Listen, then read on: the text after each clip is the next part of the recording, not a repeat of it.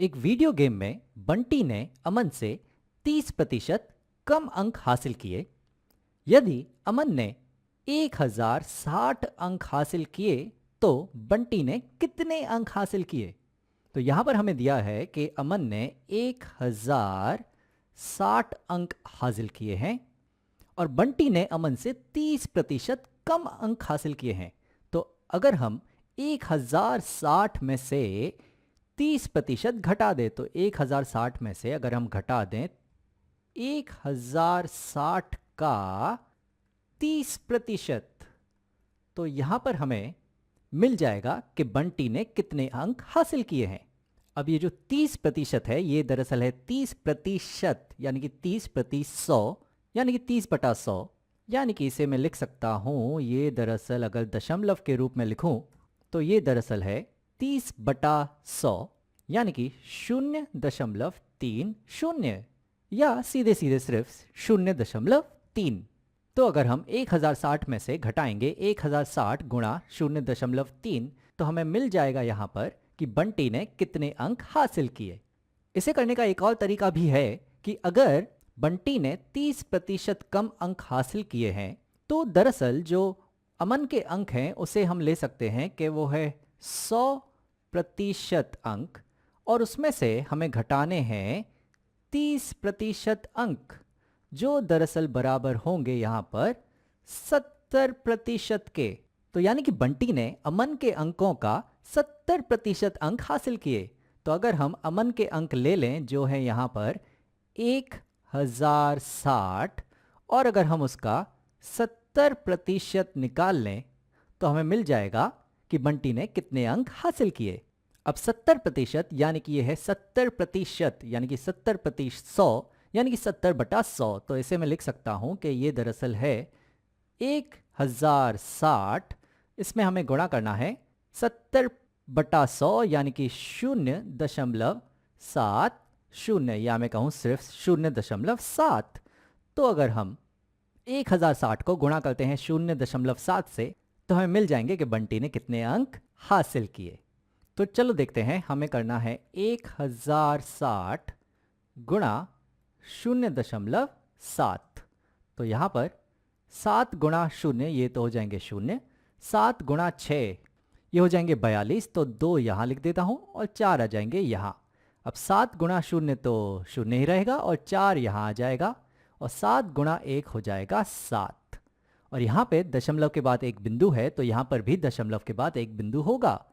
तो यानी कि उत्तर है यहाँ पर 742। तो तुम उत्तर इस तरीके से निकालो, या तुमने उत्तर इस तरीके से भी निकाला हो तो उत्तर यही आएगा कि बंटी ने 742 अंक हासिल किए। चलो एक और प्रश्न हल करते हैं। तो ये रहा हमारा अगला प्रश्न। एक जादुई शहर में जादूगरों से 20% ज्यादा भूत हैं। उस शहर में कुल 220 जादूगर और भूत हैं। इस शहर में कितने भूत हैं ये हमें पता करना है। तो चलो देखते हैं, यहाँ पर जो जादूगर हैं इनको हम ले लेते हैं जे, और जो भूत हैं इन्हें हम ले लेते हैं समझो बी। तो हमें दिया है कि उस शहर में कुल 220 जादूगर और भूत हैं। तो मैं लिख सकता हूं कि यहाँ पर जे धन बी जो है वो हमें दिया गया है, वो है यहाँ पर 220। तो यहाँ पर हमें एक समीकरण मिल रहा है, लेकिन यहाँ पर दो चर हैं, तो यहाँ पर हमें एक और समीकरण की जरूरत पड़ेगी। अब आगे हमें और जानकारी दी गई है कि शहर में जादूगरों से 20% ज्यादा भूत हैं। यानी कि जो भूत हैं वो दरअसल जादूगरों से 20% ज्यादा हैं। यानी कि जितने जादूगर हैं उतने भूत तो हैं ही, पर उससे और ज्यादा 20% और भी हैं। तो 20% और यहां पे ज्यादा हैं। तो यानी कि जो भूत हैं वो जादूगरों से 20% ज्यादा हैं। अब यहां पर ये जो भूत हैं ये बराबर होंगे जादूगरों के धन 20% जादूगर और, यानी कि 20%, यानी कि 20/100, यानी कि 20/100, यानी कि 0.2। तो यहां पर आएगा 0.2 जे। तो बी हमें भूत हमें बराबर मिल रहे हैं जे धन 0.2 जे, यानी कि ये होगा 1.2 जे।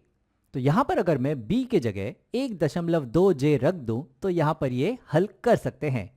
तो यहां पर मैं लिखता हूं ये है j धन b के जगह हम रखेंगे 1.2j जो यहां बराबर है 220 के।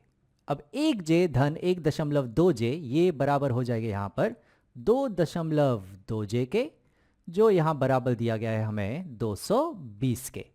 अब यहां पर अगर मुझे j का मान चाहिए तो यहां पर मुझे विभाजित करना होगा 2.2 से, तो मुझे यहां पर भी विभाजित करना होगा 2.2 से।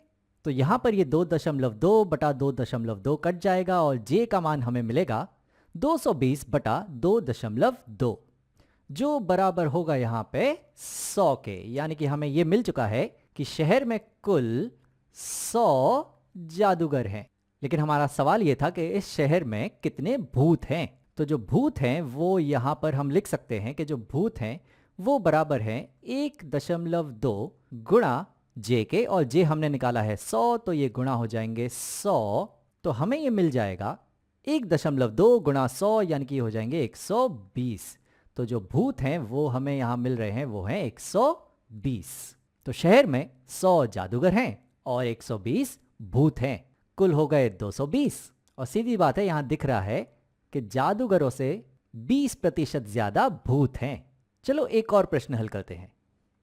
ये रहा हमारा अगला प्रश्न। अमीरा इस साल स्कूल के पहले दिन 165 सेंटीमीटर लंबी थी जो पिछले साल स्कूल के पहले दिन की तुलना में 10% ज्यादा है। पिछले साल स्कूल के पहले दिन अमीरा कितनी लंबी थी?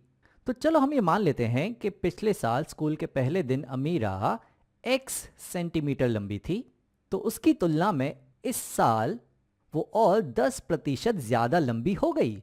तो जो कुल लंबाई है वो होगी पिछले साल की लंबाई यानी कि x धन 10% और, यानी कि यहां पर 10% और पिछले साल की जो लंबाई है वो जुड़ जाएगी। तो कुल लंबाई इस साल हो जाएगी 165 सेंटीमीटर।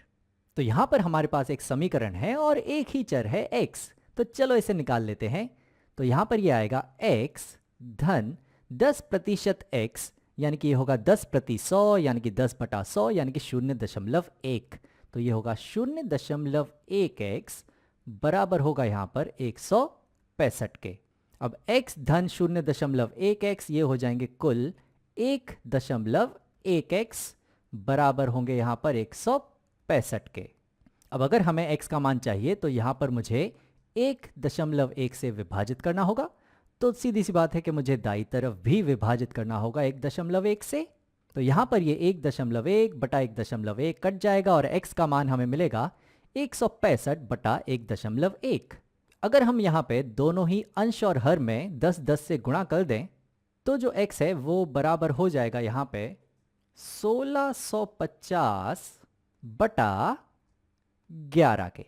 तो हमें 1650 को विभाजित करना है, हमें 1650 को विभाजित करना है 11 से।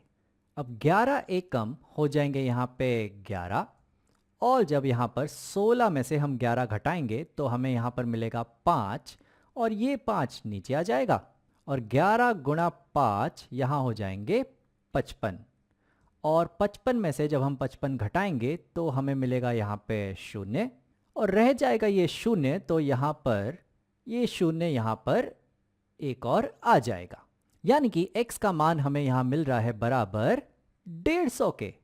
तो जो x है वो हमें यहाँ मिल चुका है वो है 150 और x हमने लिया था पिछले साल की लंबाई, यानी कि पिछले साल स्कूल के पहले दिन अमीरा 150 सेंटीमीटर लंबी थी और इस साल 150 सेंटीमीटर में 10% और ज्यादा यानी कि 150 का 10% यानी कि 15 और बढ़ गई। तो 150 में 15 यानी कि इस साल लंबाई हो गई 165 सेंटीमीटर।